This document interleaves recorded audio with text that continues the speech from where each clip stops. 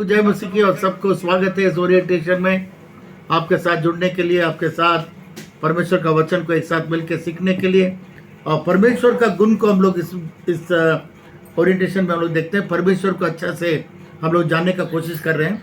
आज इस चैप्टर से हम लोग अधिकतर परमेश्वर के बारे में सीखने जा रहे हैं और ये पूरा प्रयास ये है कि परमेश्वर को अच्छा हम लोग जान सकें। परमेश्वर को अच्छा से जानने के लिए हम लोगों को पुराने नियम में से ही हम लोग परमेश्वर को अच्छा से जान सकेंगे। अभी निर्गमन 23 में हम लोग आए हैं और निर्गमन 23 में कुछ बातों को हम लोग पिछले बार भी देखे कि हम लोग झूठा गवाही नहीं देना है और झूठा गवाही में शामिल नहीं होना है, बुराई नहीं करना है, कंगाल के साथ में देना है, उसके अगेंस्ट में नहीं जाना है। यदि तेरे शत्रु का बैल, देखिए कितना अच्छा शिक्षा हम लोग को मिलता है, यदि तेरे शत्रु का बैल व गधा भटकता हुआ तुझे मिले तो उसे उसके पास अवश्य फेर ले आना। आज बहुत सारे लोग ऐसे हैं, आप देखिए आपका घर का बकरी है, आपका घर का बैल है, आपके घर का गधा है, तो उसको देखिए जंगल में घूम रहा है, घर से भटक रहा है, तो उसको कभी नहीं किसी को बताएगा भी नहीं और उसको वापस घर भी नहीं लाएगा। वो तो परमेश्वर का वचन ये बताता है, अगर तुम अपने दुश्मन का, दोस्त का तो सब देखेगा तुरंत लाएगा, दुश्मन का अगर बैल और गधा को आप भटकता हुआ देख रहे हैं तो उसको उसके घर लेकर आना है। और अगर कोई बैल बोझ से गिर गया है तो आपका एनिमी का, दुश्मन का, तो उसको उठाने का जरूरत है। आजकल आप देखिएगा रोड में कोई अधमरा पड़ा है एक्सीडेंट के चलते, बहुत लोग खड़ा होकर के उसको नहीं लेते हैं क्योंकि उसके ऊपर में भी केस आ जाएगा। पर अभी एक नया नियम बन गया है कि आपके ऊपर केस नहीं होगा, आप ले जा सकते हैं और थाना में आप अपना जा करके वहाँ पर दे सकते हैं। यह अभी नया कानून हुआ है, इसलिए कोई चिंता का बात नहीं है। तो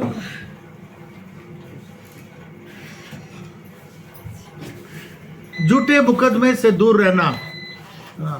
झूठा मुकदमा, आजकल पैसा लेकर के कोर्ट में ले जाएगा, गवाही दे दो कि तुमने देखा ये आदमी ऐसा करते हुए।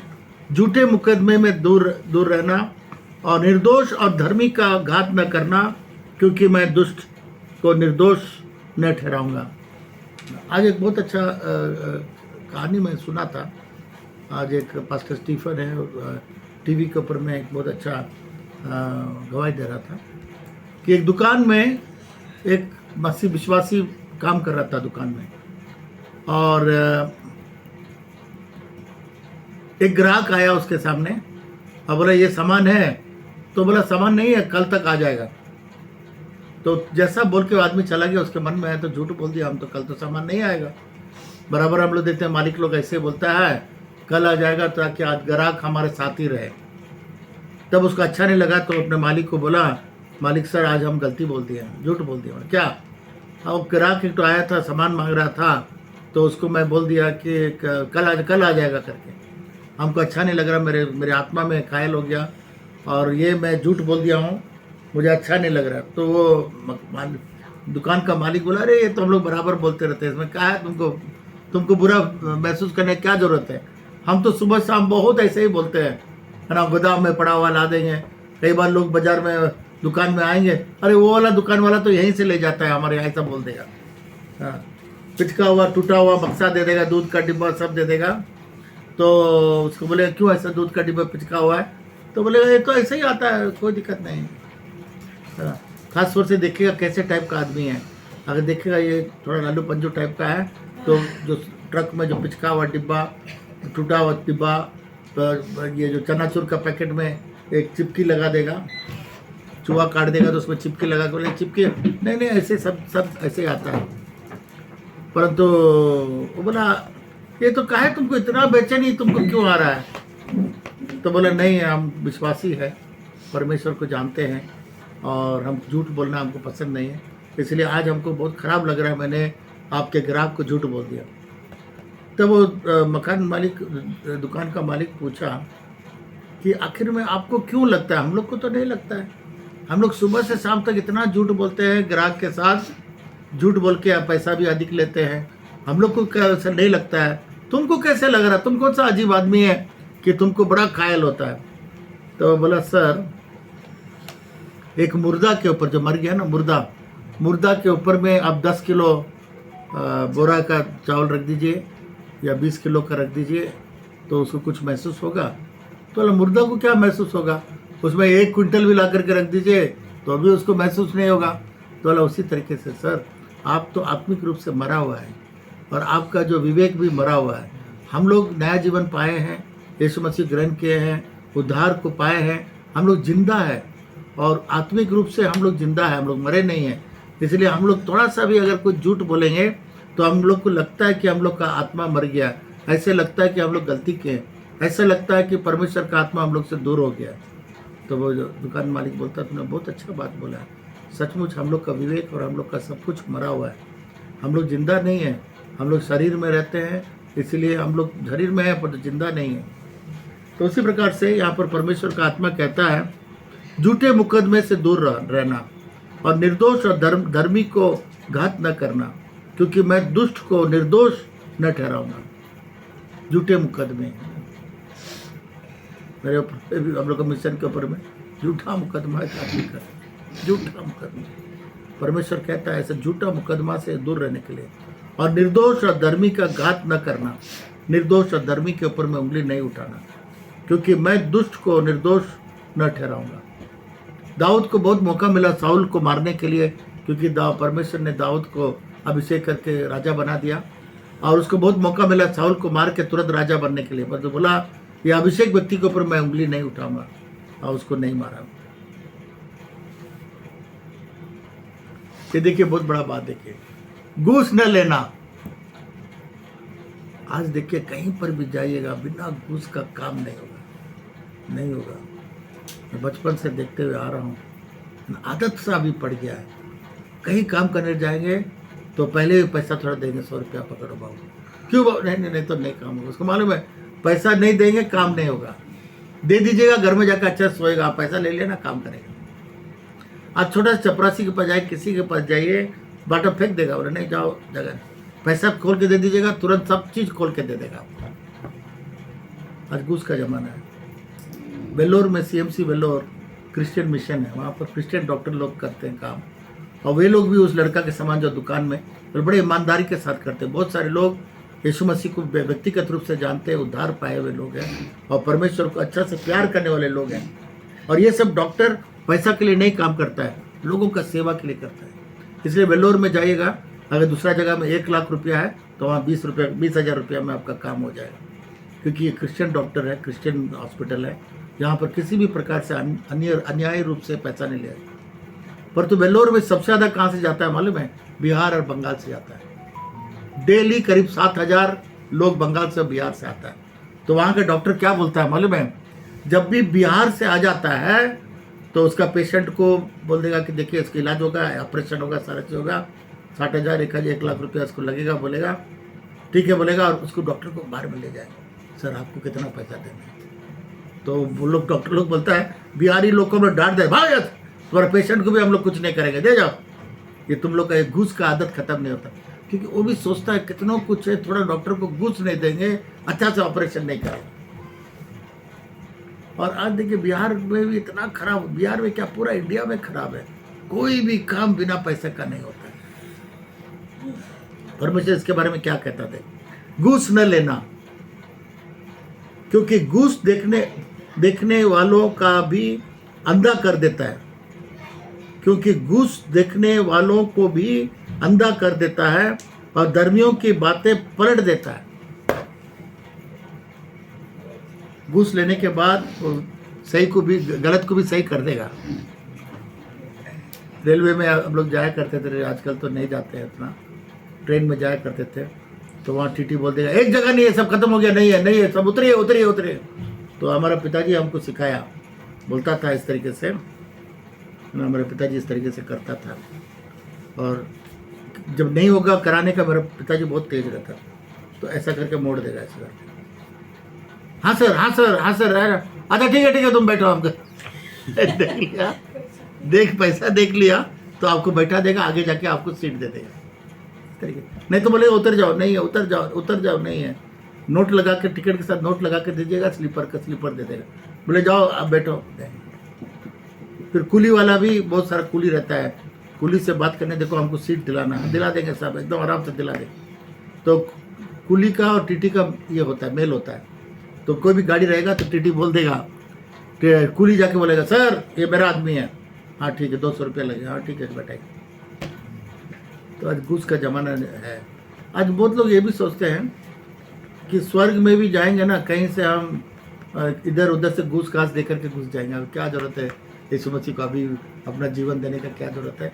स्वर्ग भी हम किसी तरीके से ले लेंगे पैसा दे करके। वो तो बाइबल में लिखा है आसमान जमीन टल जाएगा, मेरा वचन कभी नहीं टलेगा। परमेश्वर के वचन के द्वारा ही हम लोग स्वर्ग जाएंगे। अगर लिखा है तो विश्वास करेगा और बपतिस्मा लेगा, उसी का उद्धार होगा। और कोई बपतिस्मा नहीं लिया तो वहाँ जाकर कुछ नोट वोट देने का कोई चांस नहीं है। और किसको देगा वो? तो हम लोग का नोट वहाँ चलेगा भी नहीं। स्वर्ग में हम लोग का नोट नहीं चलेगा, और स्वर्ग का नोट हम लोग के पास में है ही नहीं है। और स्वर्ग में कोई नोट नहीं है जिसमें हम लोग घूस दे करके घुस सकते हैं। इसीलिए घूस नहीं देना। अच्छा में हम भी बहुत खा रहा थे एक ज़माने में, घूस नहीं, कितने काम हो या न हो घूस नहीं देते थे। परंतु ये सिस्टम झुका दिया। हमारा इसका पिताजी हमको बताया, कुत्ता किसके लिए लड़ता है? कुत्ता हड्डी के लिए लड़ता है। हड्डी दो और चलते रहो। अब ये हड्डी के 10 रुपये हड्डी के चलते आपका 10,000 का काम रुका रहेगा। और इसका जरूर है हड्डी को दो चल। इसीलिए ऐसा तो नहीं होना चाहिए, क्योंकि हम लोग का इंडिया के कानून के अनुसार आपको मालूम है घूस देने वाला भी अपराधी है, घूस देने वाला लेने वाला दोनों जाएगा। पर तो क्या किया जाएगा, बहुत दिक्कत है संसार के अंदर में लेना है। उसके बाद देखिए, परदेशी को अंधेर न करना। अंधेर का मतलब उसको तंग न करना। परदेशी को तुम तो परदेशी के मन की बातें जानते हो, क्योंकि तुम भी मिस्र देश में परदेशी था। क्योंकि ये लोग जाके मिस्र देश में बसा परदेशी के रूप में, और वहाँ पर उन लोग को कितना अनुग्रह मिला वहाँ के राजा के द्वारा, लोगों के द्वारा। उसी प्रकार से परदेशी को हम लोग कभी भी सताना नहीं चाहिए। परदेशी को अच्छा घर देना चाहिए, अच्छा रहने के लिए जगह देना चाहिए, उसको नहीं सताना है। जब शुरू में हमारा वाइफ और हम लोग संताल पगना में आए, गांव गांव में हम लोग जाते थे प्रभु का वचन सुनाने के लिए। तो एक जगह में देखा हम लोग को कि बाप रे ये कौन लोग है, पता नहीं क्या कर देगा हम लोग को। हाँ, तो ले जा करके 12 तो गाय के साथ सुला दिया। हम लोग जाकर 12 तो गाय के साथ में सो रहा, रात भर गाय भी सुर सुर, सब गिला पानी सब पड़ रहा। हाँ, पर तो खुदा का शुक्र है वो घराना प्रभु में आ गया। जाके हम लोग जो वहाँ पर जाके सोए, हम बोल सकते थे कि हम लोग यहाँ सोने वाले लोग नहीं हैं, हम लोग को अच्छा जगह दीजिएगा, हम लोग चोर डकैत नहीं है। तो भी कोई बात नहीं है, आप जहाँ दिया वहाँ सो जाते। कई बार गांव में जाते थे हम लोग, खासतौर से हम जाता था गांव में, तो जहाँ बिस्तरा रहता था गांव के अंदर में, बिस्तरा में सोते थे या नीचे में ज़मीन में सोते थे। तो ये चादर दे देता था, वो सोते थे, प्रचार करते थे सब। इधर में मुर्गी बच्चा डाला है, यहाँ कुई कुई कुई कुई करता रहता है। उधर बकरी का बच्चा, उधर में तो आज सो रहे, पूरा कुछ ना कुछ काट रहा है, इसको झाड़ रहे पूरा रात झाड़ रहे हैं, कभी इसको झाड़ रहे, कभी शर्ट को झाड़ रहे, इधर काट रहा है उधर काट रहा है, क्या चीज़ पता नहीं। तो सुबह उठ करके बोले कि देखिए हम तो रात भर झाड़ते रहे, क्या नहीं। वो मुर्गी जब अंडा बच्चा देता है तो छोटा छोटा क्या रहता है पता नहीं। बोला ये तो हम लोग बराबर उसके साथ सोते हैं, हम लोग को दिक्कत नहीं, हम लोग का आदत हो गया। हम लोग का तो आदत नहीं है, तो इसलिए गाँव में जब जाते हैं तो बोलता है लोग, अच्छा भाई अंदर में बिस्तरा चला है। मेरा ठीक है, बहुत धन्यवाद, हमको पेड़ के नीचे हम सोएंगे। चले जाते हैं बाहर में सो जाते हैं, इसके नीचे क्या नाम है, तारों के नीचे। अच्छा नींद आता है, बहुत बढ़िया आता है। वहाँ पर कोई काटता नहीं, कोई कुछ करता नहीं, इससे बढ़िया। तो परदेशी को अच्छा से देखना है, बाइबल बताता है। कोई परदेशी आएगा उसको घर दीजिए, खाना दीजिए। हाँ, अब देखिए दूसरी बात बहुत इंपॉर्टेंट, 10वां पद को देखिए, 23 अध्याय का 10 पद।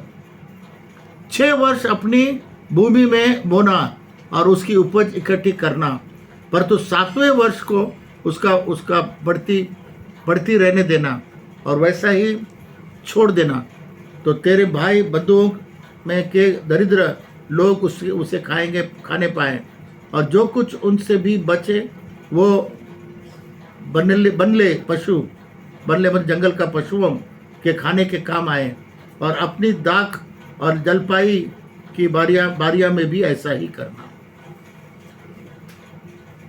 समझे? आप लोगों के पास खेत है ना, परमेश्वर कहता है 6 साल उसको जोतो, 7वां साल नहीं जोतना है, वो गरीब लोग के लिए छोड़ देगा।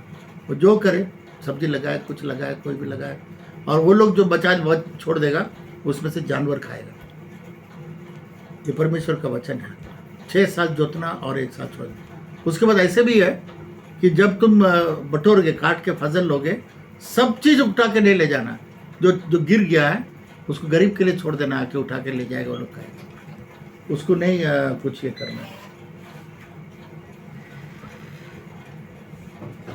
तो उसके बाद देखिए,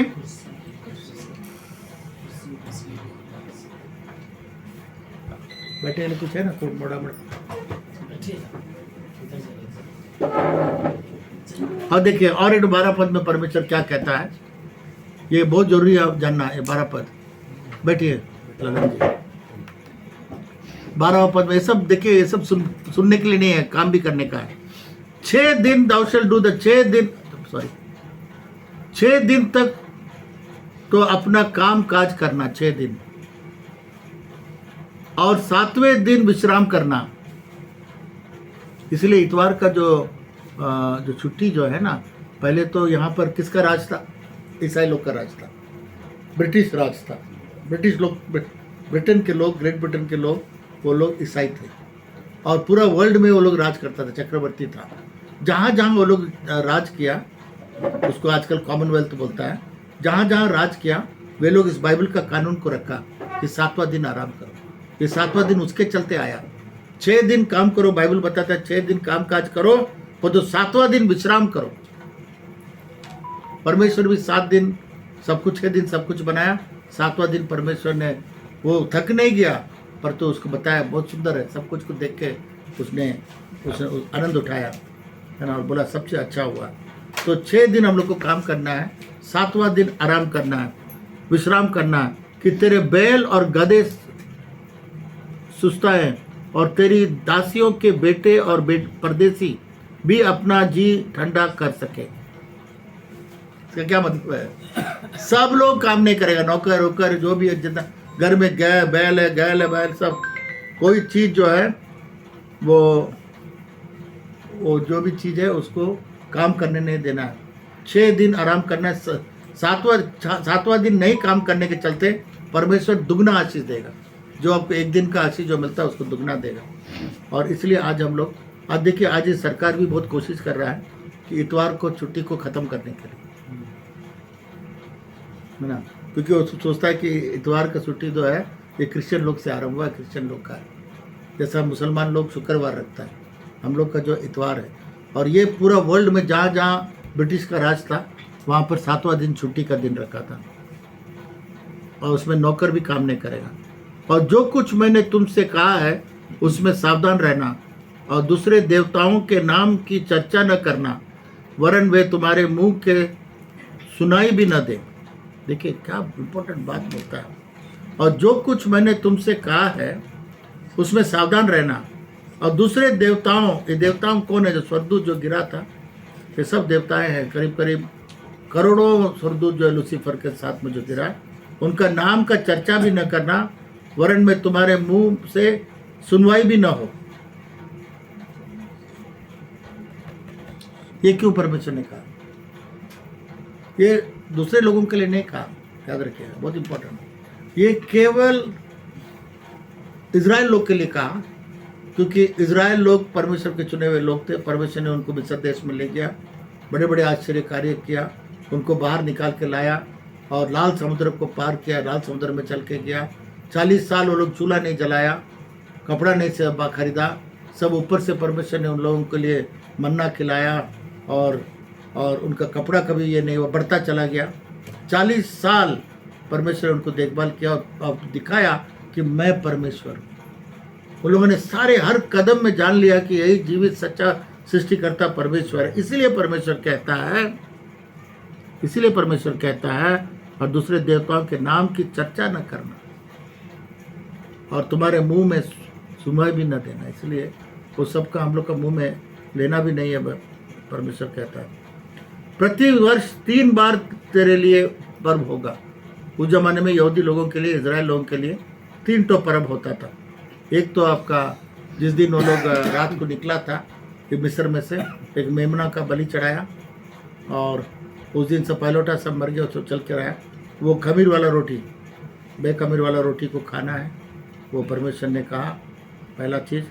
और दूसरा चीज़ है कि जो पहला फजल होता है, जो सोराई बोलता है, पहला पर्व को मानना है ना, उसके बारे में परमेश्वर ने कहा। और उसकी पहला फल जो परमेश्वर को देना। हाँ हाँ। और प्रति वर्ष में 3 बार बस इस पर्व था, लोग का केवल 3 बार ये पर्व परमेश्वर ने मान के रखा था। अभी तो थोड़ा सा उसमें थोड़ा सा तब्दीली हुआ है। मेरे बिल पशु खमीरी रोटी के संग न चढ़ाना और न मेरे पर्व के उत्तम बलिदान में से कुछ बिहान तक रहने देना। अपनी भूमि की पहली उपज का पहले भाग अपने परमेश्वर यहोवा के भवन में ले आना। बकरी का बच्चा उसकी माता के दूध में न पकाना। कहने का मतलब यह है कि जो कुछ भी पहला फल है, चाहे बच्चा हो या जानवर हो, उसको परमेश्वर के लिए देना है। परंतु खास तौर से जो जानवर का, जब तक जानवर अपना माँ का दूध पीता है उस समय उसको उससे नहीं छुड़ाना। तो परमेश्वर 20वां आयत में कहता है, सुन, मैं एक दूत तेरे आगे आगे भेजता हूँ जो मार्ग में तेरी रक्षा करेगा और जिस स्थान को मैंने तैयार किया है उसमें तुझे पहुँचाऊँगा। परमेश्वर ने कहा कनान देश में मैं ले जाऊँगा। वो कनान देश जो है उसमें जेबूसाइट, पेरुसाइट, हिटाइट्स और ये लोग सब रहता था। परमेश्वर ने उन लोगों को पहले भेजा वहाँ पर ताकि इजराइल लोग के लिए पूरा जगह तैयार करे। और उसके बाद परमेश्वर ने कहा एक स्वदूत को मैं तुम्हारे साथ भेजूंगा, वो जा करके तुम लोग के सारे ज़मीन आप लोग को दिलाएगा। पहले तो ज़मीन परमेश्वर का था, यीशु मसीह का ही था।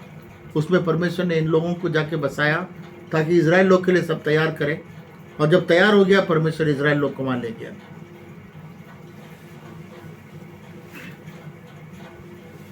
23-22 पद में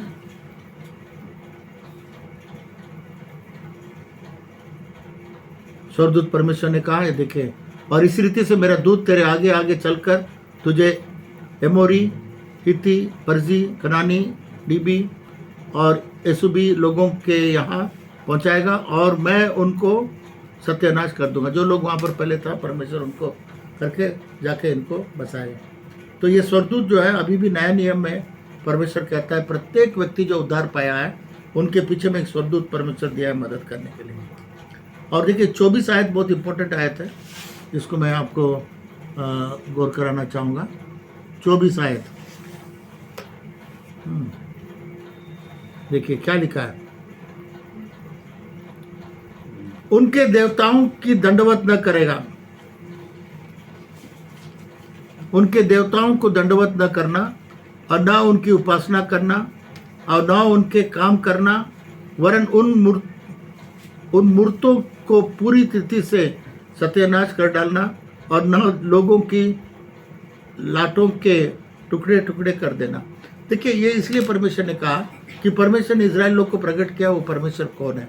वो लोग परमेश्वर को जाना, इजराइल लोग को परमेश्वर ने इजराइल में से छुड़ा के लाया, ऐसे आश्चर्यकारी से छुड़ा के लाया। उसके बाद लाल समुद्र पार कराया। उसके बाद 40 साल बेईमान में उनको खाना खिलाया। उसके बाद इन लोगों को ले जा करके इस कनान देश में जा करके उन लोग को बसाया। तो ये उन लोगों का परमेश्वर है जिन्होंने गहरी रूप से जान लिया है परमेश्वर है। इसलिए परमेश्वर कहता है दूसरों का ईश्वरों को तो मत मानना, उसको दंडवत न करना। ये सब बातें उन लोगों को इसलिए कहता है। और तुम अपने परमेश्वर यहोवा का उपासना करना, तो वह तेरे अन्न, जल और आशीष देगा और तेरे बीच में से रोग को दूर करेगा।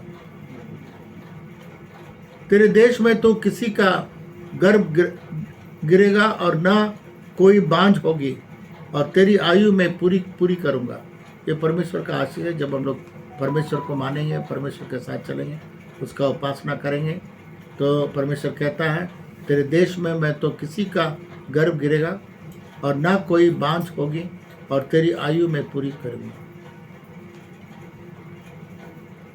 जितने लोगों के बीच तू जाएगा उन सबों के मन में मैं अपना भय पहले से ही ऐसा संभा दूंगा कि उनको व्याकुल कर दूंगा और मैं तुझे सब शत्रुओं को की पीठ दिखाऊंगा। परमेश्वर कहता है तो कहीं पर भी जाएगा हम लोग का दुश्मन जो सामने आएगा वो दुश्मन एक तरह से भागने लगेगा, वो दुश्मन हम लोग के सामने में खड़ा नहीं रख सकेगा।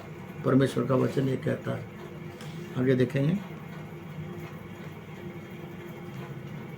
और मैं तुझसे पहले बरों को भेजूंगा जो डिब्बी कनानी और हिती लोगों को तेरे सामने से भगा के दूर देंगे। तो परमेश्वर एक तरह से दुश्मनों को, आपका दुश्मन जो है आपका विरोधी को परमेश्वर पहले ही हटा देगा। मैं उनको तेरे आगे से एक ही वर्ष में तो निकाल दूंगा। ऐसा न हो कि देश उजड़ हो जाए और बनेले पशु बढ़कर तुझे दुख देने लगे। तो परमेश्वर उसको टाइम लिमिट भी दिया है 1 साल के अंदर, लेकिन तुरंत करेगा तो इन्हीं लोग को नुकसान हो जाएगा। जब तक तू फल कर देश का अपना अधिकार में न कर ले तब तक मैं उन्हें तेरे आगे से थोड़ा थोड़ा करके निकालता हूँ। क्योंकि हम लोग चाहते हैं कि परमेश्वर जो भी करे जल्दीबाजी करें, एकदम तुरंत कर दें। परमेश्वर इसलिए भी समय लेता है ताकि किसी नुकसान हम लोग को ना हो। परमेश्वर कहता है अगर जल्दीबाजी करूँगा तो आप ही लोग को नुकसान होगा। मैं लाल समुद्र से लेकर फलिस्तियों के समुद्र तक और जंगल से लेकर महानद तक के देश को तेरे वंश में कर दूंगा। मैं उस देश के निवासियों भी तेरे वंश में कर दूंगा और तू उन्हें अपने सामने से बरबस निकालेगा। तूने तो उनसे बचा बंधुओं और उनके देवताओं से उनके साथ कोई वाचा नहीं बांधेगा। और देवताओं से वो दो मन्नत मानता है तो परमेश्वर इजराइल लोग को कहता है तुमको मैंने छुड़ा के लेकर आया है, इसलिए तुम किसी और के साथ किसी भी प्रकार का वाचा नहीं बांधोगे, उसके साथ बंधन नहीं करोगे। वे तेरे देश में रहने पाए। ऐसा न हो कि मैं तुझसे मेरे विरुद्ध पाप कराए, क्योंकि यदि तू उनके देवताओं की उपासना करे तो ये तेरे लिए फंदा बनेगा। परमेश्वर कहता है कि मैं तुम्हारा परमेश्वर हूँ, मैंने तुमको हर प्रकार से मैंने तुमको प्रकट किया, मैंने तुमको हर प्रकार से मैं दिखाया हूँ कि मैं परमेश्वर हूँ। दिखाने के बाद परमेश्वर कहता है छोड़ करके फिर अन्य को नहीं जाना। तो इजराइल लोग को परमेश्वर कहता है, दूसरों लोग के लिए नहीं कहता कि तुम लोग अपना सब कुछ छोड़ करके दो और छोड़ करके इधर में आने के लिए भी नहीं कहता। परमेश्वर कहता मैंने तुम्हारे लिए इतना आश्चर्य कार्य किया है ना, तुमको जैसा चिड़िया पंखों के नीचे में कैसे मुर्गी अपने बच्चों को पाला उस तरीके से मैंने तुमको निकाल के लाया, इसलिए और प्रकट किया कि मैं तुम्हारा परमेश्वर हूँ। इसलिए मुझे छोड़कर दूसरों के साथ में किसी प्रकार का वाचा या किसी प्रकार का चीज़ न करना, ये परमेश्वर कहता है। तो कई बार हम लोग इसको हम लोग समझ नहीं पाते कि परमेश्वर ऐसा क्यों कहा, परमेश्वर का क्या योजना है। परमेश्वर बाइबल के अंदर में लिखा हुआ है कि परमेश्वर एक जलन रखने वाला परमेश्वर है। परमेश्वर कहता 10 हुक्म में एक हुक्म परमेश्वर कहता किसी भी इसका कोई मूर्त न बनाना, जो स्वर्ग में है, जो पृथ्वी में है, जो पानी के अंदर में, उसको दंडवत न करना। हम लोग 10 हुक्म में हम लोग देखें। आने वाला चैप्टर में बहुत सुंदर है कि परमेश्वर ने 10 इस सारे हुक्मों को कैसे दिया, 40 दिन लिखा पढ़ी किया और हुक्म सब दिया। तो ये सब हम लोग अगले ओरिएंटेशन में हम लोग देखेंगे। आज यहाँ तक हम लोग देखें कि यहाँ पर भी कुछ परमेश्वर का गुण हम लोग को मिलता है, परमेश्वर के बारे में कुछ मिलता है और हम लोग किस तरीके से एक अच्छा जीवन बिता सकते हैं उसके बारे में भी हम लोग को यहाँ पर लेसन मिलता है। आइए हम लोग प्रार्थना करें। परमेश्वर पिता, आज इस ओरिएंटेशन में हम लोग आज यहाँ तक आए हैं, निर्गमन 23 अध्याय तक, और जो हम लोग सीखे हैं प्रभु जी उसको हम लोग को आप और बढ़िया से हम लोग के जीवन के अंदर में उतराने पाए, ताकि प्रभु हम लोग आपका उपासना करें, आपका पाप को प्रशंसा करें, और आपने जो बड़े बड़े काम हम लोग के जीवन में किए उसके लिए हम लोग धन्यवाद दे सके। महिमा और आदर आपको हर समय देते रहे, यीशु के नाम से आमीन।